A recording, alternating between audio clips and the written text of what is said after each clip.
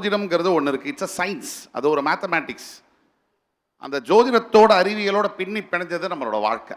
கால நிர்மாணம்னு சொல்கிறோம். காலப்போக்கில் இந்த வீடு, அதாவது ஃபுட், க்ளோத்திங், ஷெல்டர்னு சொல்கிறோம், மனிதனுடைய அடிப்படை தேவைகள்னு சொல்கிறோம். அதில் வீடு வந்து ரொம்ப இன்றியமையாதது. எப்போவுமே மக்களுடைய எதிர்பார்ப்பு என்ன இருக்குன்னா, நாம் இன்வெஸ்ட் பண்ணுற இடம் எந்த இடத்துல போடுறோம், ஏன்னா அது வந்து எப்போ அப்ரிசியேட் ஆகும், அப்போ எந்த இடத்துல வாங்கணுங்கிற ஒரு பெரிய கனவு இருக்கும் இல்லையா. உங்களை மாதிரி இருக்கக்கூடிய பில்டர்ஸோடைய உங்களுடைய ஹண்டிங்கும் எங்கே இருக்குன்னா, அடுத்து நம்ம எந்த ஏரியாவில் போட்டால் ஒரு ப்ராஜெக்டாக நம்ம டிசைன் பண்ணால் சரியாக இருக்கும்னு நீங்களும் ஹண்ட் பண்ணுவீங்க இல்லையா. இப்போது இது ஒரு சாதாரண ஆளுகளுக்கு தெரிய வாய்ப்பு இல்லை. அடுத்து தமிழ்நாட்டை சுற்றி நிறைய இடங்கள் இருந்தாலும் நாங்களாம் சென்னையில் வசிக்கிறதுனால இந்த மக்கள் பார்த்துட்டு இருக்கிற மக்களும் நிறைய சென்னை மக்கள் இருப்பாங்க இல்லையா. அவங்களுடைய எதிர்பார்ப்புக்கு உண்டான ஒரு கேள்வி தான், எந்த இடம் சீக்கிரமாக டெவலப் ஆகக்கூடிய இடங்களாக இருக்குது? ஆஸ் அ பில்டராக நீங்கள் பார்த்து வச்சுருக்க இடங்கள்லாம், இந்த இடங்கள்லாம் டெவலப் ஆகக்கூடிய வாய்ப்பு இருக்குதுன்னு சொல்கிற இடங்கள் எதெல்லாம்? நான் இதை 2 விதமாக சொல்கிறேன் ஆரி சார். என்னென்னா, உங்ககிட்ட என்ன வருமானம் இருக்கோ ஒரு இடம் வாங்குங்கன்னு சொல்வேன். நான் யாரை பார்த்தாலும் நான் அதை சொல்லுவேன். நீ தமிழ்நாட்டில் எந்த மூலையில் வேணால் லேண்ட் வாங்குங்கன்னு சொல்லுவேன், எங்கே வேணால் வீடு வாங்குங்கன்னு சொல்லுவேன். இப்போ சென்னைன்னு நீங்கள் சொன்னீங்க அப்படின்னா, சென்னை சிட்டிக்குள்ளார ஒரு மிடில் கிளாஸால் இன்றைக்கி வீடுலாம் வாங்க முடியறது இல்லை. ஏன்னா ஒரு அப்பார்ட்மெண்ட் வாங்கினாலும் 3 கோடி ரூபா 4 கோடி ரூபா வந்துடுது. சவுத் சென்னை எப்பயுமே ரொம்ப ஃபாஸ்ட் டெவலப்மெண்ட் இருக்கும் சார். ஒயம்ஆர் சைடு சரி, தாம்பரம் சைடு சரி, ஈசிஆர் சைடு. நீங்கள் இன்றைக்கி செங்கல்பட்டு தாண்டி போய் வாங்கி வச்சிங்கனாலும் உங்களுக்கு நல்ல அப்ரிசியேஷன் கிடைக்கும். இப்போது நியூ ஏர்போர்ட் வந்து கவர்மெண்ட் வந்து இடம் சூஸ் பண்ணிட்டாங்க. ஒரு 10 லட்ச ரூபா 15 லட்ச ரூபாய்க்கு இன்றைக்கி லேண்டு கிடைக்குது. என் ஃப்ரெண்ட்ஸ்லாம் சொல்லுவேன் நான், பெங்களூரில் ஆக்சுவலாக பெங்களூர் ஏர்போர்ட் வந்து பெங்களூர் சிட்டி விட்டு வெரி ஃபார் அவே. அவங்க போடும்போது ரியல் எஸ்டேட்டில் இருந்தவங்களே எல்லோரும் கோவப்பட்டாங்க, என்ன இங்கேருந்து அவ்வளோ தூரம் போய் பண்ணுறீங்க. இன்றைக்கி பெங்களூர் ஏர்போர்ட்டை ஒட்டி 4 கோடி 5 கோடி விற்கிது. இன்றைக்கி பூந்தமல்லி பக்கம் அப் டு காஞ்சிபுரம் எங்கே வேணால் லேண்டு வாங்கலாம். ஒரு 10-15 லட்சத்துக்கு கிடைக்குது. 100% நான் சொல்லுவேன், இன்றைக்கி 10 லட்ச ரூபா நீங்கள் முதலீடு போடுங்க, கண்டிப்பாக ஒரு 5-6 வருஷத்தில் அது 1 கோடி ஆகுங்க. நீங்கள் உங்கள்கிட்ட நகை இருந்தால் கூட விற்றுக்கிட்டு கூட வாங்கி போட்டுடலாம். ஒன்று பார்த்துங்க, அப்ரூவ்ட் லே அவுட் செக் பண்ணிக்கோங்க, விவசாய நிலம் வாங்காதீங்க. அது ஒன்று தான். அப்புறம் சவுத் சென்னை ரொம்ப ஃபாஸ்ட் டெவலப்மெண்ட் இருக்குது. தாம்பரம் ஏரியா, படப்பை ஏரியா, இந்த பக்கம் நீங்கள் மகாபலிபுரம் ஈசிஆர் போனீங்கன்னா மகாபலிபுரம் வரையும் போகலாம், ஈசிஆர் OMR. இந்த பக்கம் செங்கல்பட்டு வரையும் போகலாம். இந்த பக்கம் நீங்கள் வாலாஜாபாத் காஞ்சிபுரம் வரையும் எங்கே வேணால் வாங்கலாம். நீங்கள் இங்கே வாடகைக்கு இருந்துட்டு கூட ஒரு 2 இடம் வாங்கி போட்டுருங்க, உங்கள் பசங்க அந்த இடத்த விற்றுட்டு சென்னையில் ஒரு அப்பார்ட்மெண்ட் வாங்கிட முடியும். அந்த அஷூரன்ஸ் வந்து இருக்குது, நோ டவுட்டுங்க. அது பெங்களூர் நம்ம கண்ணு முன்னாடி பார்க்குறோம். ஒருவேளை நம்மலாம் கர்நாடகாவில் இல்லை, அதை மிஸ் பண்ணியிருக்கோம். நீங்கள் இப்போ சென்னையிலேருந்து ரொம்ப லாங் தான். நம்ம பரந்தூர் ஏர்போர்ட் வந்து வெரி லாங் தான். இன்னும் ஒரு 10 வருஷம் 15 வருஷம் ஆக வாய்ப்பு இருக்குது. 10 வருஷமாக தான் ஆகும்னு வச்சுக்கோங்களேன். இன்றைக்கி 10 லட்ச ரூபாய்க்கு அங்கேருந்து ஒரு 5-10 கிலோமீட்டரில் ஒரு லேண்ட் வாங்கிக்கிறேங்க, எங்கே வேணாம். நோ டவுட் உங்களுக்கு 1 கோடி 1.5 கோடி பர் கிரவுண்டு வந்து போயிடும் ஏர்போர்ட் ஆப்ரேட் ஆகும்போது. ஏன்னா நம்ம சாட்சி பார்த்துட்டோம். ஊரப்பாக்கமில் பஸ் ஸ்டாண்டு வர்றதுக்கு முன்னாடி நாங்கள் விற்றுருக்கோம் 2000 ரூபா 2500 ஸ்கொயர் ஃபீட்டுக்கு அப்பார்ட்மெண்ட்டு. இன்றைக்கி அந்த லொக்கேஷனில் நான் இப்போ விற்றுட்ருக்கேன் 7000 ரூபாய்க்கு. Matter of 3-4 years. ஏன்னா லேண்ட் ரேட் அந்தளவுக்கு அப்ரிசியேஷன் ஆகிருக்கு சார்.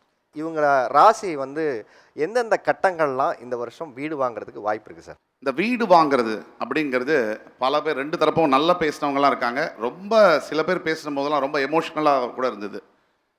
அதாவது அவங்க ரொம்ப ஹார்ட்லேருந்து பேசினாங்க. எல்லா காலகட்டத்திலையுமே ஜோதிடம்ங்கிறது ஒன்று இருக்குது. இட்ஸ் அ சயின்ஸ், அது ஒரு மேத்தமேட்டிக்ஸ். அந்த ஜோதிடத்தோட அறிவியலோட பின்னி பிணைஞ்சது நம்மளோட வாழ்க்கை. கால நிர்மாணம்னு சொல்கிறோம். அதாவது ஒரு வாரத்துக்கு 7 நாள், வருஷத்துக்கு 12 மாதம் அப்படிங்கிறது மறுக்க முடியாது. உலகம் ஃபுல்லாக தான் ஃபாலோ பண்ணுறாங்க. இந்த 7 நாள்ன்றது 7 பிளானட்ஸ்லேருந்து வரக்கூடியது. 12 மாதங்கிறது 12 ராசிலேருந்து வரக்கூடியது. நம்ம தமிழன் அப்படின்னு சொல்கிறோம். தமிழ் கேலண்டரில் 27 நாட்கள் தான் நட்சத்திரத்துலேருந்து வரக்கூடியது. அப்போ எனக்கு பிடிக்குதோ நம்பிக்கை இருக்கோ இல்லையோ, இன்றைக்கி என்ன கிழமை? சனிக்கிழமை தான். அது கிரகத்தோட பேர் தான், வேறு எதுவும் பேர் இல்லை. ஸோ அதை விட்டுட்டு நம்மளால் வாழவே முடியாது. அப்படி வாழணும்னு சொல்கிறது வந்து ஒரு நம்மளே நம்ம ஏமாற்றிக்கிட்டு இருக்க மாதிரி தான் அது. 1. 2, காலப்போக்கில் இந்த வீடு, அதாவது ஃபுட், க்ளோத்திங், ஷெல்டர்னு சொல்கிறோம், மனிதனுடைய அடிப்படை தேவைகள்னு சொல்கிறோம். அதில் வீடு வந்து ரொம்ப இன்றியமையாதது. ஷெல்டர் அப்படிங்கிறது 3வது தேவையாக வருது. அப்போ அந்த வீடுங்கிறது வாங்கக்கூடிய நிலைமை அப்படிங்கிறது இன்னைக்கு நேத்திக்கு இல்லை, பல நூற்றாண்டுகளாக சொந்த வீடு அப்படிங்கிறது ஒரு கனவாகவே இருக்குது. பல மாஸ் க்ரௌடுன்னு சொல்லக்கூடிய எளிய மனிதர், விளிம்பு நிலையில் இருக்கக்கூடிய மனிதர்களுக்கு ஒரு ஒரு ஒரு நிறைவேறாத கனவாக இருக்கக்கூடியது. அது காலகட்டத்தில் மாறி இருக்கு. எப்படின்னு கேட்டிங்கன்னா, நீங்கள் சரியாக உன்னிப்பாக கவனிச்சிங்கன்னா 95லேருந்து 98 வரைக்கும் உலக அழகி இந்தியாவிலேருந்து தான், யூனிவர்ஸு இந்தியாவிலேருந்து தான், எல்லாமே இந்தியாவிலேருந்து தான். அப்படின்னா அவங்க என்ன சொல்கிறாங்கன்னா, அதுக்கு முன்னாடி எந்த அழகியும் இந்தியாவில் பிறக்கலை, 98க்கு அப்புறமும் எந்த அழகியும் பிறக்கலை, வெறும் அந்த 3 வருஷம் மட்டும்தான் எல்லா அழகியும் பிறந்திருக்காங்கம்பாங்க. அப்போ அந்த காலகட்டத்துக்கு பிறகு ஒரு ஒரு பெரிய ஸ்ட்ராட்டஜி இருக்கும், ஒரு பொலிட்டிக்கல் இது இருக்கும், எல்லாமே இருக்கும், சேர்ந்து தான் வரும். இந்த மாஸ் க்ரௌடு வழிநடத்தக்கூடியது இந்த ஸ்ட்ராட்டஜி தான். நீங்கள் என்ன யோசிக்கணும், எதை எப்போ செய்யணும், என்ன பண்ணக்கூடாது அப்படிங்கிறதெல்லாம் மறைவில் இருந்து ஒரு ஸ்ட்ராட்டஜிக்கலாக இயக்குவாங்க. இப்போ ஃபார் எக்ஸாம்பிள் எடுத்திங்கன்னா, என்னுடைய அனுபவத்தில் 98 வரைக்கும் வீடு வாங்குறதுங்கிறது ஒரு குதிரை கொம்பாக இருந்தது. ஒரு ரிட்டையர்மெண்ட், அவர் சொன்ன மாதிரி ரிட்டையர்மெண்ட்டுக்கு அப்புறம் தான் வீடு வாங்குற மாதிரி இருந்தது. இந்த 98 பீரியட்லேருந்து 2008, 9, 10 வரைக்கும் கூட நீங்கள் பார்த்தீங்கன்னா, இந்த ஒரு 10 ஆண்டுகள் நீங்கள் பார்த்தீங்கன்னா, பேங்க்கோட இன்ட்ரெஸ்ட் ரேட்டு 7%, 6%. வீட்டுடைய விலை வந்து கம்மியாக இருந்துச்சு. அப்போ வீட்டுடைய வாடகையை வாங்கியே இஎம்ஐ கட்ட முடியும் அப்படிங்கிற காலகட்டம் வந்து 2000, 2001, 2, 3, 4, 5, 6 இந்த பீரியடில் இருந்துச்சுங்கிறது உண்மை. அப்போ இந்த லோன் சிஸ்டம், இந்த லோன் ஏன் அப்படின்னா, நம்ம சமுதாயத்தில் கடன் வாங்கி பழக்கப்படாத ஒரு சமுதாயம். 70ஸ்ல 60ஸ்ல 80ஸ்ல பைசா இருந்தால் செலவு பண்ணுறேன், இல்லைன்னா கடன்லாம் வாங்க மாட்டேன் அப்படின்னு வாழ்ந்த ஒரு சமூகம் தான் இந்த தமிழ் சமூகம். இதை மாற்றணும்னா என்ன பண்ணணும்? ஆசை காமிக்கணும். அப்போ உங்களுடைய சபலத்தை தூண்டணும், இல்லை ஆசையை மேலே இது பண்ணணும். அப்படி பண்ண ஒரு ஸ்ட்ராட்டஜி தான் 10 ஆண்டுகள். பார்த்தீங்கன்னா எல்லாருக்கும் வீடு கம்மி ரேட் ஆஃப் இன்ட்ரெஸ்ட்டு, வீடு விலையும் கம்மி இருக்குது. நான் லோன் போட்டு வாங்கினா எனக்கு இஎம்ஐ வந்து 20,000, வீட்டோட வாடகை 15,000. அப்போ 5,000 மட்டும் என் கையிலேருந்து கட்டினா போதுமே அப்படிங்கிறதுனால அந்த காலகட்டத்தில் ஹவுசிங் லோன் போட்டு வீடு வாங்குறதுங்கிறது ஒரு சரியான முடிவாக இருந்தது. அதுதான் உண்மை கூட. அப்போ ரியல் எஸ்டேட் இண்டஸ்ட்ரி வந்து டெவலப் ஆகுது, பீக்கில் இருக்குது. நீங்கள் இந்த ஃபஸ்ட்டு வாஜ்பாய் சார் அவரோட பீரியடில் பார்த்தீங்கன்னு சொன்னால், telecom revolution, real estate revolution எல்லாம் அந்த பீரியடில் தான் நடந்தது. 99லேருந்து 2005, 6, 7, 8 இந்த பீரியடில் ஃபுல் பீக்கில் வளருது ரியல் எஸ்டேட் துறை. இப்போ எனக்கு தெரிஞ்சு நான் முதல் வீடு வாங்கும் போது இதே சைதாப்பேட்டையில் 850 ரூபாய் ஸ்கொயர் ஃபீட்டு. ஒரு ஸ்கொயர் ஃபீட்டோட விலை எவ்வளோ? 850 ரூபாய். இன்றைக்கி அந்த வீட்டை நானே திருப்பி வாங்க முடியாது. இப்போ நான் அதை விட 20 மடங்கு சம்பாதிக்கிறேன், ஆனால் அந்த வீடு என்னால் திருப்பி வாங்க முடியாது. அது காலகட்டங்கள். இப்போ எல்லாரும் பேசுனாங்க, 2 பக்கமும் ரொம்ப அருமையாக பேசுனவங்களாம் இருந்தாங்க, பெரிய பாராட்டுகள் அதுக்கு. வீடு எதுக்கு வாங்குறோம்? ஒரு வீடு எதுக்கு, கல்யாணம் எதுக்கு பண்ணுறோம்?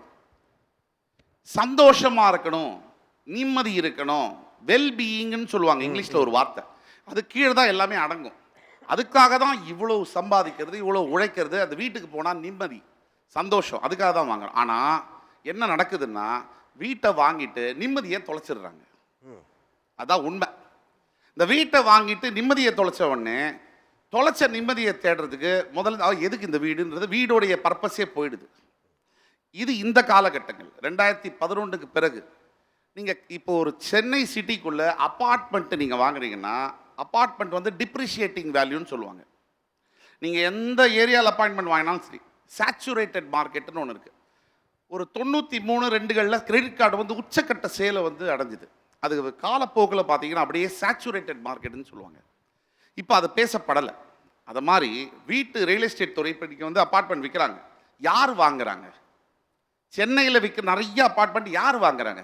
இவங்களில் ஒருத்தர் கூட வாங்கலை. இதுக்கு என்ன காரணம் அப்படின்னா, பையிங் கேப்பபிலிட்டி வந்து கம்மியாயிடுச்சு, வீடோடைய விலை வந்து அதிகமாகிடுச்சு. இது ஏன் வீடோட விலை அதிகமாகுதுன்னு கூட 2 பேர் பேசினாங்க. ஏன் வீடோட விலை அதிகமாகுதுன்னா, டிமாண்ட் சப்ளை ரேஷியோ தான். ஒரு 10,000 ரூபாய்க்கு ஒருத்தர் வீடு விற்கிறாரு, 100 பேர் போய் முந்தினா அவன் விலை ஏற்ற தான் செய்வான். அது யாரும் தவிர்க்க முடியாது. அப்புறம் ஏமாற்றக்கூடியவங்க இருக்காங்கன்னா, எல்லா காலகட்டத்திலையும் ஏமாற்றக்கூடியவர்கள் இருப்பாங்க. நாம தான் ஜாக்கிரதையாக இருக்கணும்.